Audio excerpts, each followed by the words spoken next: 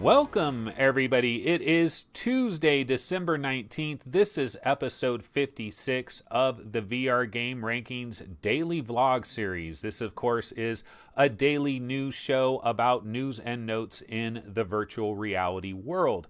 Now, first, before I get into the news, I do have an announcement to make. So a number of people have commented recently that they would like a shorter show, that the 28 to 29 minute, 27 minute show range is a little bit on the long side, and some people are not able to watch the entire show. And some of you have even suggested that the show be as short as like 15 minutes or so. Okay, so what I've decided to do is I'm going to kind of meet you in the middle ground, and I've decided that when I hit the 20-minute mark, I'm going to wrap up the show. Okay, so if I'm in the middle of a topic, I'll finish the topic, but around the 20-minute mark, I'm going to look to wrap up the show. Now, this is something that I'm doing anyways, but I'm doing it at around, say, 24 minutes, 25 minutes, even 26 minutes, and that's why we end up with almost a half an hour show, because it takes a little while to wrap it up. So I'm going to look at that 20-minute mark, and that's going to be where I want to try to wrap things up. So hopefully shows will be a little bit shorter, maybe not as short as some of you would like, but we're going to experiment with this and see how it works. Okay, so we don't have a lot of time, so let's go ahead and get right into the news. So the first story I have today is Heart of the Emberstone Coliseum is now available. Yes, Cloudgate Games has provided us with a very interesting free experience that we can sample on Steam. I'm going to go ahead and read what they have on the Steam page for Heart of the Emberstone Coliseum. It says, taken straight from the heart of adventure, Coliseum is a special sandbox version of a level found in the Gallery Episode 2, Heart of the Emberstone, made free for virtual reality. We wanted to give players a way to delve into the mystery, master the gauntlet, and get a taste of the world of fantasy and adventure found within the gallery. This sandbox version is a telekinetic playground built for you to easily try and share a piece of the experience. If you're new to this series, Coliseum is a way to try a slice of the game risk-free. If you're a returning player, Coliseum offers you a quick way to wield the gauntlet or pass a demo to a friend when you're showing off your headset. Okay, so this is really cool. Now, basically what I think this is kind of like a demo, is really what this is. This is a way to get people that have never tried Heart of the Emberstone to give them a free experience that they can download that will give them a little brief taste of what Heart of the Emberstone offers.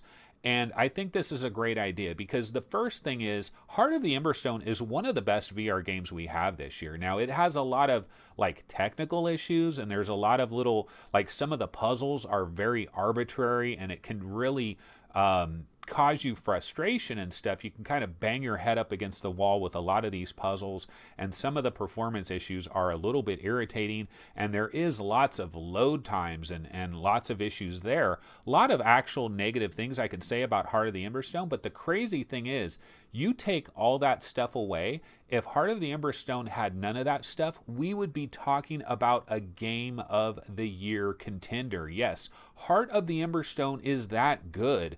When Heart of the Emberstone is running at all peak levels and everything is working well, it is easily one of the most impressive VR experiences that I've had in the year 2017, and that is bar none. I mean, no question about it.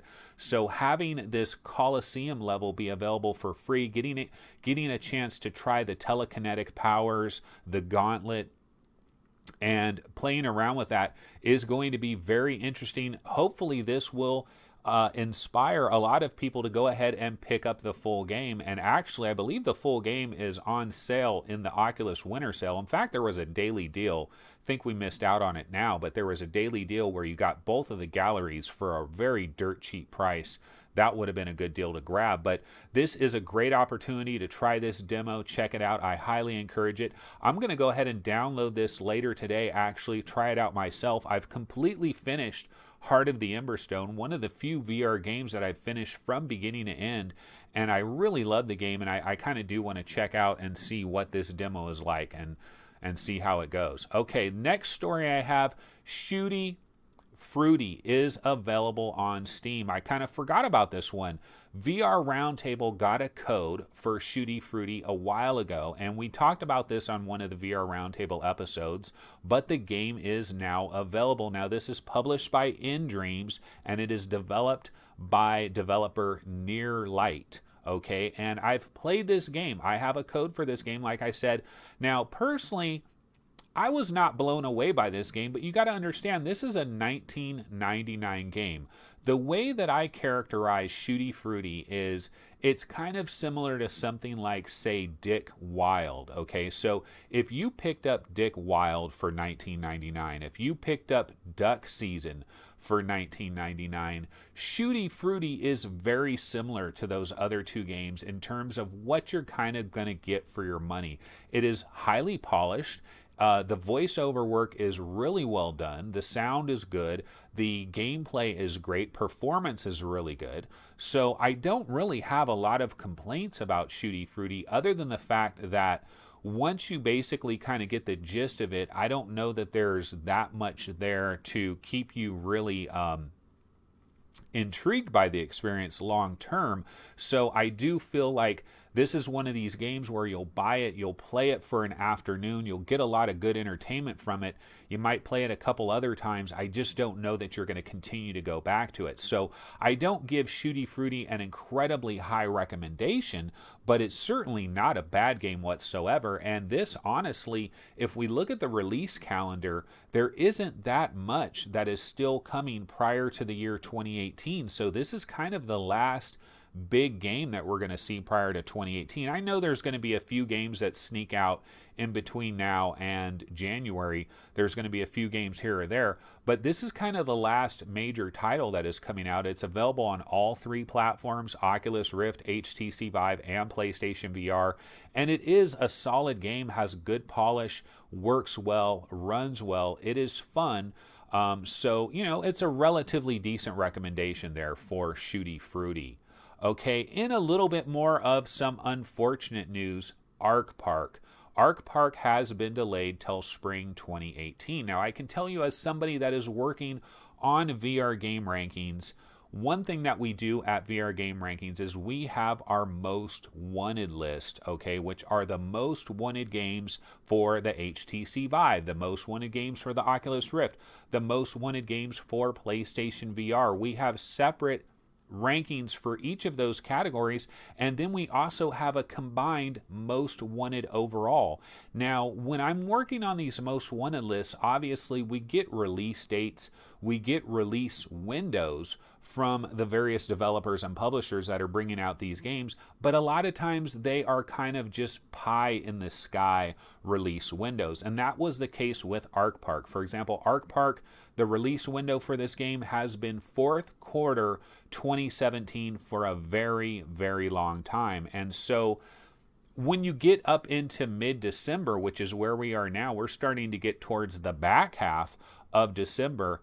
The fourth quarter doesn't have a lot of days left, okay? So if you're coming out in the fourth quarter, we probably would have a locked in concrete release date. Like there would be a date, like it is coming out, you know? And so any game that is out there that has a fourth quarter 2017 release window, we've already changed that at VR Game Rankings. We've changed that to first quarter 2018, and in some cases, the second quarter 2018, because if you were coming out in the fourth quarter, we would know by now. We are at December 19th. We would know by now. And so Arc Park has been delayed. Now, this is coming spring 2018. We don't really have any other details on this, but that has been delayed. So it has been confirmed, but we've already kind of moved on. I think we put this in first quarter 2018. I think we're going to alter it a little bit and say second quarter 2018 because spring could easily be April or May, which would put it into the second quarter. We like to err on the side of caution, and if the game comes out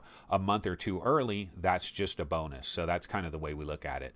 Okay, the next story I wanted to get into is there has been a patent filing for LG's upcoming Steam VR headset that suggests that it could have built-in headphones. Now, what I have to clarify here, okay, so first of all, the German website Let's Go Digital. They reported on this patent, and basically this was filed in the early part of 2016, but it was just published last week. Now here's the deal. We don't know for sure that this patent filing has anything at all to do with their Steam VR headset. Now it could have everything to do with it, or it could have nothing to do with it. This could be a patent that they're putting out there just for precautionary reasons, or this could be a product that has absolutely nothing to do with the Steam VR headset. It could be some completely different VR headset, possibly a mobile standalone VR headset. Who knows? You know, there's all kinds of possibilities. So we don't know for sure that this is with the upcoming Steam VR headset. But I thought this could be a good jumping off point to talk briefly about what my hopes are for the next official Steam VR headset, because I have set money aside. Now, I've talked about this before. I have sold off my HTC Vive. You might see that HTC Vive box back over there, but here's the thing. There's nothing in that box. I sold off the headset by itself. I've sold off both of the HTC Vive controllers by itself. I'm about to put my Lighthouse on eBay probably later today and try to sell that thing off. I've actually been selling a lot of this stuff on eBay. Unfortunately, eBay takes a gigantic chunk of what you're trying to sell, and the downside of that is that you basically have to try to sell something for about $15 more than you probably want to, because eBay is going to take that $15. So if you, for example, if I'm selling the HTC Vive controller, and if I want to actually get $90 for it after all the fees and stuff have been dealt with, I have to sell the controller for like $105 with like $8 shipping, because that's the only way that I'm actually going to get $90 back to me when everything is said and done. And so I've been doing this with my various HTC Vive pieces. Of course, I'm doing this because I have a broken Lighthouse, and I just decided, you know what? Why don't I just part out everything of my Vive, and I can put all this money in an envelope, set it off to the side, and get ready for the next Steam VR headset. Now, that's why I'm bringing this up, because the Winter Consumer Electronics Show, it begins on Sunday, January 7th. And it runs for the entire week, basically, the entire week that follows that up through Friday, January 12th. So during this Winter Consumer Electronics Show from January 7th to January 12th, at any point during this period of time, there could be a major announcement for a brand new Steam VR headset from LG, or possibly some other company as well. And I feel like what's going to happen is major news is going to hit. Bam, it's going to hit, and we're going to find out that this next major headset is going to have something very attractive, something that we really want to have in a Steam VR headset that we don't have right now. And so that's why I'm suffering right now. I do not have an HTC Vive. If I had an HTC Vive right now, I could play a lot of some of these major games probably a little bit better than trying to run them on my Oculus Rift. But I'm taking, I'm jumping on a grenade for the boys is what I'm doing here. I'm taking a hit. I probably should have waited a little bit longer, sold my Vive a little bit later on down the line, but I'm selling it in advance because I'm going to be ready to go for this next big Steam VR headset announcement. Now, what am I hoping for? I'm hoping for wireless, okay? I really want wireless built in.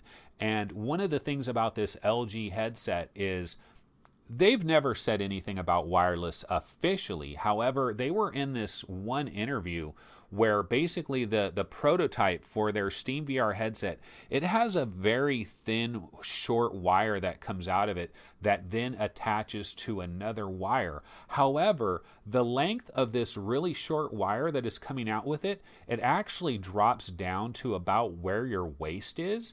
And if you had a battery pack that was located on your waist, that little short, thin wire would plug perfectly into a battery pack that was on your waist, which could potentially suggest that this LG headset will have a wireless option built in right from the get-go. Now, that doesn't mean that the wireless adapter is going to be packaged in the box, the receiver, the transmitter. It doesn't mean that everything is going to be included, but it could mean that it is wireless enabled right from the get-go, and that if you get this separate wireless adapter, everything will work wonderfully. It's not an add-on. It's not got any of the issues that maybe the TP Cast has, and it's also being created by a much bigger, more powerful company that is better at research and development, better at testing. I don't know that I trust the TP Cast, to be completely honest with you. So I want built-in wireless. I also really want Knuckles controllers. I really do want Knuckles controllers. Now, I don't know that Knuckles controllers are going to be ready this quickly, so I don't know that this announcement will include anything about Knuckles. I'm hoping for a higher resolution headset as well. While I'm struggling with my graphics cards and stuff like that, you might think, well, why would I want a higher resolution headset? Well, I still feel that if we had higher resolution displays, even if all you're doing is basically line doubling your output, so that if it was double what, say, the HTC Vive's resolution was and the Oculus Rift resolution, if it's double that resolution, you could have like a built-in line doubling type technology that basically just takes the signal and up converts it to this higher resolution. And the benefit that we would get is there will be less screen door. It'll just look a little bit better, even if we're not native. And then maybe also have the option where if you use different cables, you actually get native, like 4K, like 2K to each eye or something like that. So there are some possibilities there. So that's why I'm holding out hope for this Winter Consumer Electronics Show. I'm setting aside my money, and so I'm kind of excited by the fact that it's possible that LG's headset will have built-in headphones, because the good news with this is that the prototype that we saw before, that it could be very different, because their controllers looked really crappy. So I'm really hoping their controllers are vastly different than what it looked like before.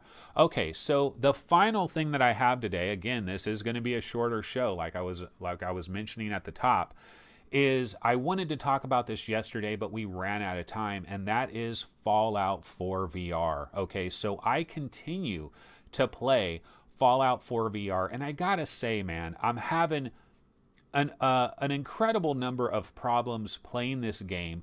When I start the game up, I got a 50-50 chance there will be sound, okay? And it doesn't seem like there's anything very specific that I can change to make sure that I get sound every time, or I would have done that. And I just have to start the game over, and then, oh yeah, awesome, this time the sound actually works. That's kind of been my experience with Fallout 4 VR, and I'm still struggling with the controls and with the menus. I'm still struggling really bad. I know there are some fixes for this.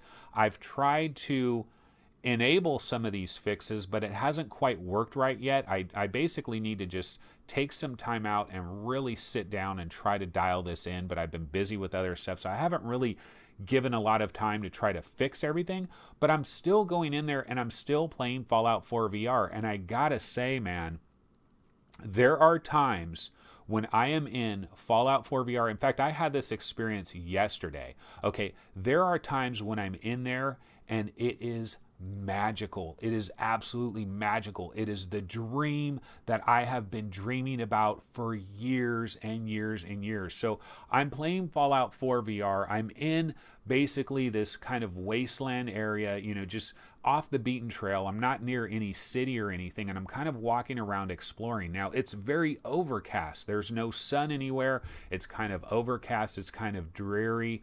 The winds are kind of howling a little bit. You hear that music in the background.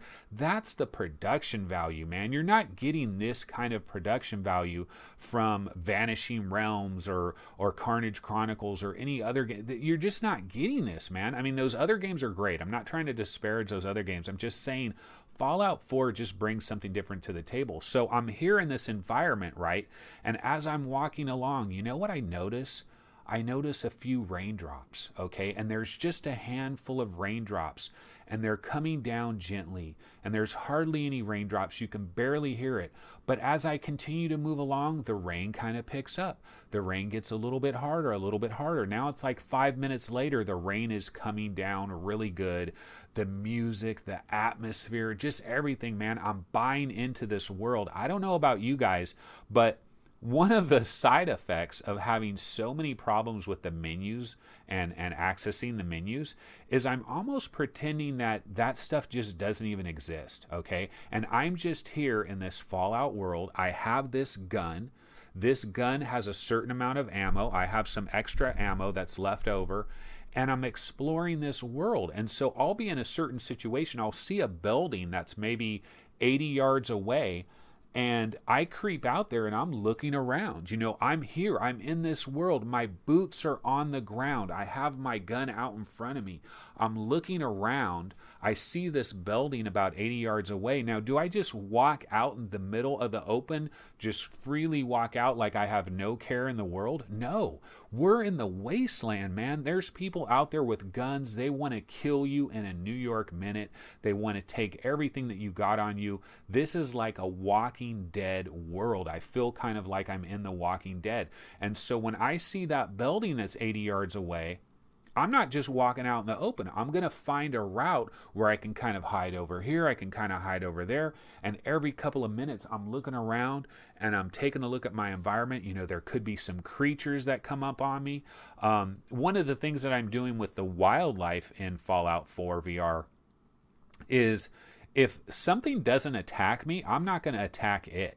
You know, so there's a number of wildlife things that I'll encounter and I'll just let it go. If it's not going to attack me, I'm not going to attack it. I'm kind of playing the game almost like live action role playing, like I'm in this world and I'm living this world. And I'm able to do it because it's surrounding me 360 degrees. Now, are the graphics incredibly chunky and pixelated? Yeah, they kind of are. I mean, really, in fact, not only Gary of VR Roundtable, he came up with all these different settings that he's using to try to dial in his Fallout 4 VR experience on the Oculus Rift. And he went ahead and copied all these settings, and I got them from him, and I loaded up all of his settings. And so I'm playing on his settings.